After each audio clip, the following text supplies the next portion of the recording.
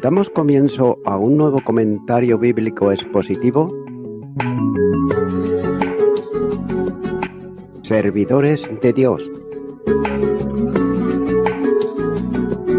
Quien te habla es Manuel Cornejo. En esta ocasión estaré compartiendo en el Evangelio de Mateo, capítulo 10 y versículo 14, donde dice: «Y si alguno no os recibe, ni oyere vuestras palabras, salid de aquella casa o ciudad, y sacudid el polvo de vuestros pies». El mensaje podía ser rechazado por algunos, de hecho, lo fue también por muchos, ya que habría ocasiones en tanto ellos como el mensaje serían rechazados. El desprecio al mensaje va a menudo unido al desprecio por el predicador, pero el desprecio al predicador va siempre unido al desprecio por el mensaje, ya que cualquiera que no os reciba ni oiga las palabras de vosotros. Indudablemente quien desprecia al enviado, desprecia también al que le envió, y por tanto, a quien estaban rechazando era a Jesús mismo.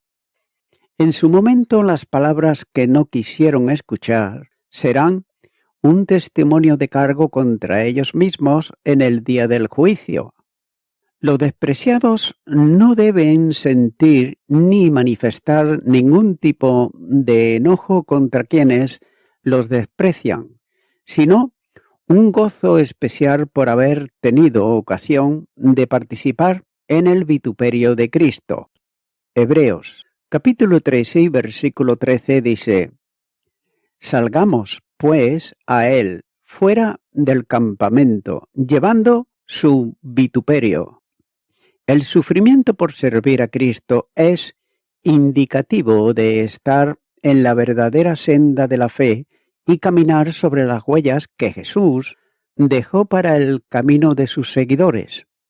La primera carta de Pedro, capítulo 2 y versículo 21, dice: «Pues para esto fuisteis llamados, porque también Cristo padeció por nosotros, dejándonos ejemplo, para que sigáis sus pisadas». Los discípulos, luego de la ascensión del Señor, se encontrarían con pruebas, con desprecios, con tribulaciones, cárceles, azotes y un sinfín de maldades cometidas por los hombres contra ellos, pero ellos estaban gozosos de haber sido tenidos por dignos de padecer afrenta por causa del nombre. Hechos de los Apóstoles, capítulo 5 y versículo 41. Esas y otras afrentas en la experiencia cristiana es lo que va completando las aflicciones de Cristo por medio de su cuerpo. Colosenses, capítulo 1 y versículo 24 dice: «Ahora me gozo en lo que padezco por vosotros, y cumplo en mi carne lo que falta de las aflicciones de Cristo por su cuerpo, que es la Iglesia». El Señor les instruyó sobre lo que debían de hacer cuando fuesen rechazados en el transcurso de su ministerio. Debían ellos de abandonar el lugar donde no eran gratos, bien sea de una casa o de una ciudad, como hizo Jesús mismo cuando los gadarenos le pidieron que saliera de los límites de su región. Note lo que dice Mateo, capítulo 8, versículo 34. «Y toda la ciudad salió al encuentro de Jesús, y cuando le vieron, le rogaron que se fuera de sus contornos». En el momento de salir, había de sacudir el polvo de sus pies. Esta era una costumbre judía, especialmente cuando entraban en territorio de Israel, después de un viaje por territorios gentiles, ya que sacudían el polvo de sus pies y vestidos, temerosos de que pudiesen contaminar alguna cosa que tocasen. con la acción de sacudir el polvo de los pies, estaban dando a entender visiblemente que consideraban aquella casa o lugar como si fuese inmundo, a causa del rechazo voluntario al mensaje del Evangelio. Eso fue lo que hicieron Pablo y Bernabé, cuando fueron rechazados por los judíos en Antioquía, como así nos muestra Hechos de los Apóstoles capítulo 13 y los versículos 50 y 51, donde dice: Pero los judíos instigaron a mujeres piadosas y distinguidas, y a los principales de la ciudad, y levantaron persecución contra Pablo y Bernabé, y lo expulsaron de sus límites. Ellos entonces, sacudiendo contra ellos el polvo de sus pies, llegaron a Iconio. La enseñanza práctica tiene un fuerte enlace con aquella otra del Sermón del Monte, sobre no dar lo santo a los perros. Mateo, capítulo 7 y versículo 6 dice: No deis lo santo a los perros, ni echéis vuestras perlas delante de los cerdos, no sea que las pisoteen y se vuelvan y os despedacen. Continuaron con el versículo 15, donde dice: De cierto os digo que en el día del juicio será más tolerable el castigo para la tierra de Sodoma y de Gomorra que para aquella ciudad. Tengas en cuenta que las ciudades de Sodoma y Gomorra fueron castigadas por Dios a causa de sus pecados y quedaron registradas en la Escritura como ejemplo de perversidad. Génesis capítulo 13 y versículo 13 dice: Mas los hombres de Sodoma eran malos y pecadores contra Jehová en gran manera. Y Judas versículo 7 dice: Como Sodoma y Gomorra y las ciudades vecinas, las cuales de la misma manera que aquellos, habiendo fornicado e ido en pos de vicios contra la naturaleza, fueron puestas por ejemplo, sufriendo el castigo del fuego eterno. Ya que las acciones abominables que cometieron los habitantes de aquellas dos ciudades, por cuya causa el juicio divino cayó sobre ellas, no pueden compararse en dimensión con el rechazo voluntario del Evangelio de salvación, por gracia que anuncian los enviados de Jesús. En el día del juicio final, cuando todos los no salvos comparezcan ante el trono blanco de Dios y se dicte la sentencia de condenación eterna sobre todos, como así nos muestra Apocalipsis capítulo 20 y los versículos 11 al 15, ya que el juicio será para los habitantes de aquellas dos ciudades más tolerable que para los que rechazaron voluntariamente el mensaje de salvación. Note que la Biblia enseña que Dios, en su justicia, establece distintos grados de castigo según sus obras. Apocalipsis capítulo 20, los versículos 12 y 13 dice: Y vi a los muertos grandes y pequeños de pie ante Dios, y los libros fueron abiertos, y otro libro fue abierto, el cual es el libro de la vida, y fueron juzgados los muertos por las cosas que estaban escritas en los libros según sus obras, y el mar entregó los muertos que había en él. Y la muerte y el Hades entregaron los muertos que había en ellos, y fueron juzgados cada uno según sus obras. Sin duda, todos los no salvos irán al infierno, para una muerte eterna y definitiva, que es una segunda muerte, consecuencia, por otro lado, de no estar registrado su nombre en el libro de la vida. Simbólicamente, el registro que contiene la relación de todos los salvos. Apocalipsis, capítulo 20, los versículos 14 y 15, dice: Y la muerte y el Hades fueron lanzados al lago de fuego. Esta es la muerte segunda, y el que no se halló escrito en el libro de la vida fue lanzado al lago de fuego. Sin embargo, aunque todo lo que no procede de fe es pecado, pero hay pecados mayores que otros, como Cristo dijo a Pilato: ninguna autoridad tendrías contra mí si no te fuese dada de arriba. Por tanto, el que a ti me ha entregado, mayor pecado tiene. Juan capítulo 19 y versículo 11. La verdad de la gradación en el castigo está contenida también en la parábola del siervo infiel, donde el Señor dice que aquel siervo que, conociendo la voluntad de su Señor, no se preparó ni hizo conforme a su voluntad, recibirá muchos azotes, mas el que sin conocerla hizo cosas dignas de azotes, será azotado poco. Lucas capítulo 12 y los versículos 27 al 48 ahí nos lo muestra. También el Señor advierte a los discípulos comisionados para predicar el Evangelio que debían contar con oposición en el ministerio, ya que la rebeldía contra el mensaje de salvación sitúa a los oyentes en una posición de pecado voluntario por el que es condenado. Note que no se trata de menospreciar una invitación, sino de quebrantar un mandamiento. Juan capítulo 3 y versículo 36 dice: el que cree en el Hijo tiene vida eterna, pero el que rehúsa creer en el Hijo no verá la vida, sino que la ira de Dios está sobre él.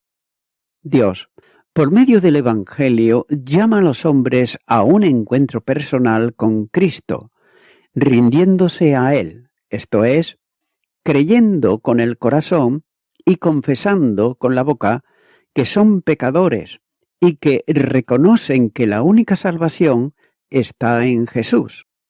Romanos capítulo 10 y los versículos 8 al 10 dice: mas, ¿qué dice? Cerca de ti está la palabra en tu boca y en tu corazón. Esta es la palabra de fe que predicamos, que si confesares con tu boca que Jesús es el Señor y creyeres en tu corazón que Dios le levantó de los muertos, serás salvo, porque con el corazón se cree para justicia, pero con la boca se confiesa para salvación. El castigo a quienes no escuchan el mensaje del Evangelio se le aplicará como una retribución por su ofensa contra Dios. Por tanto, debe de entenderse más allá de la consecuencia natural del pecado. Dios mantendrá el orden moral establecido por Él para toda la creación. El castigo eterno es la manifestación perpetua de la vindicación que se hace al honor de Dios por la rebeldía del pecador. También la culpabilidad en materia de pecado no se mide por quien la comete, sino por quien la recibe.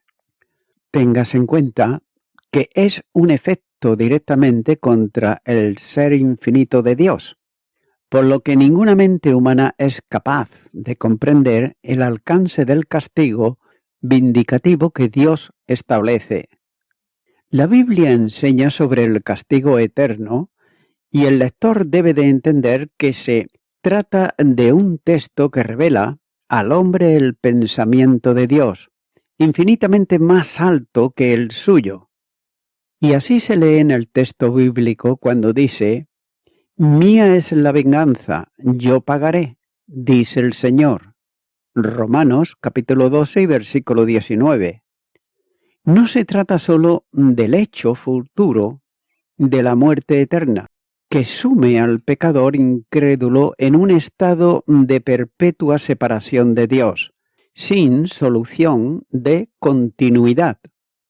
El castigo corresponde a una imposición resultante de hechos concretos contra Dios, como retribución a lo requerido en su infinita justicia que mide la ofensa cometida en contra de él. Por otro lado, algunos piensan que es desorbitada la pena frente al alcance de los hechos, pero como el carácter de Dios es justo, cualquier castigo tiene necesariamente que ser también justo.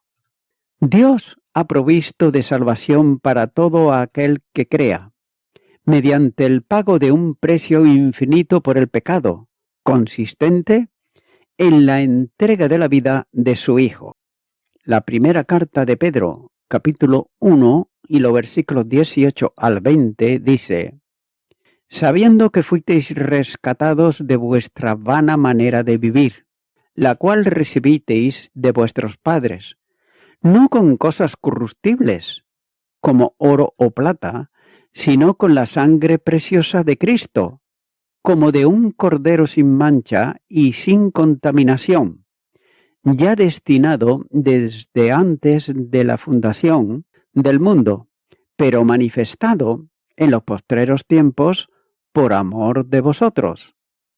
La provisión de precio por el pecado lleva aparejada también la provisión de salvación por gracia mediante la fe. Efesios capítulo 2 y los versículos 8 y 9 dice: porque por gracia sois salvos, por medio de la fe, y esto no de vosotros, pues es don de Dios, no por obras, para que nadie se gloríe. Los hombres tienen la libertad de aceptar o rechazar la provisión salvífica de Dios, acarreando con ello las consecuencias personales que se proyectan a perpetuidad en el estado eterno. No hay ninguna enseñanza bíblica que permita suponer la extinción de este castigo, en un estado tanto eterno como consciente. Note que Jesús se refirió a lo intolerable que este castigo resultará para quienes no atendieron a los que envió con el mensaje del Evangelio. Los moradores de las dos ciudades ejemplo de corrupción y pecado, Sodoma y Gomorra, les será más tolerable el castigo que a estos rebeldes al llamamiento celestial, quienes, negándose a recibir el mensaje de salvación, tendrán que oír para siempre las palabras que Abraham dijo a Lázaro: Hijo, acuérdate que recibites tus bienes en tu vida, y ahora eres atormentado. Lucas capítulo 19, versículo 26. Y voy concluyendo con esto. A Sodoma y Gomorra no le irá bien en el día del juicio, porque sus ciudadanos eran excesivamente malvados y habían despreciado y rechazado las amonestaciones y los llamados del Señor al arrepentimiento. Pero Jesús dijo que esas ciudades perversas le irá mejor el día del juicio que a las gentes de Israel que rechazaron el mensaje de Jesús y de sus apóstoles. Ellos, los israelitas, tuvieron mayor oportunidad, por eso tendrían mayor responsabilidad. Los israelitas, incrédulos, y los pecadores impenitentes de Sodoma y Gomorra o de cualquier otra parte serán condenados el día del juicio al tormento eterno del infierno. Note que no habrá diferencia en cuanto a eso. Por otra parte, estas palabras de Jesús parecen sugerir que habrá diferentes grados de castigo en el infierno.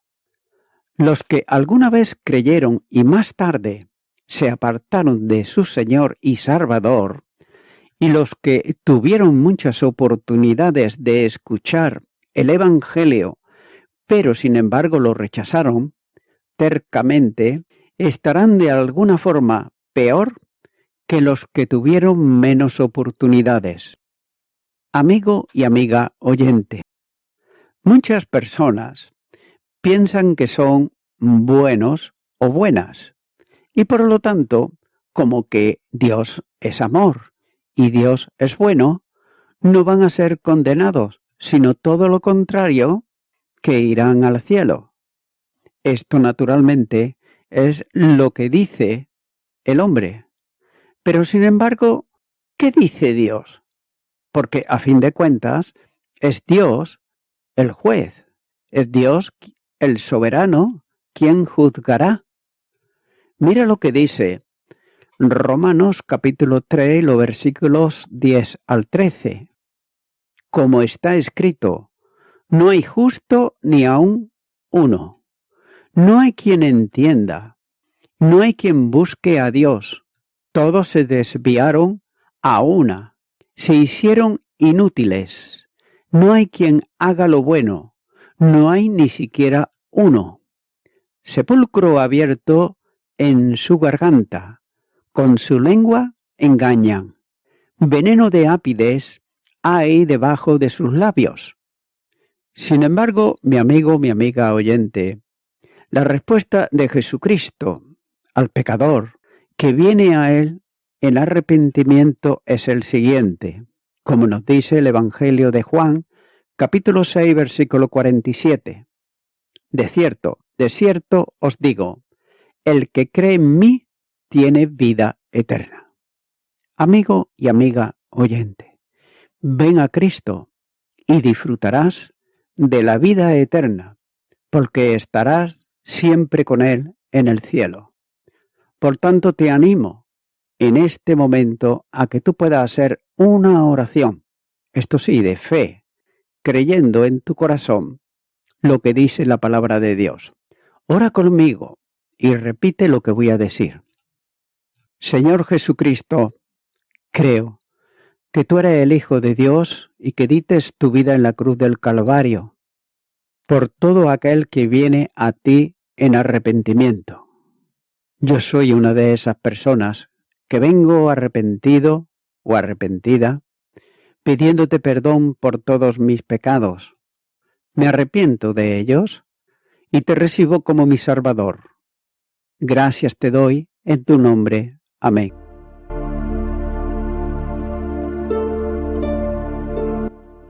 Amigo y amiga oyente, si tú has hecho esta oración de corazón, te recomiendo que comiences a orar a Dios, en primer lugar, en el nombre del Señor Jesucristo.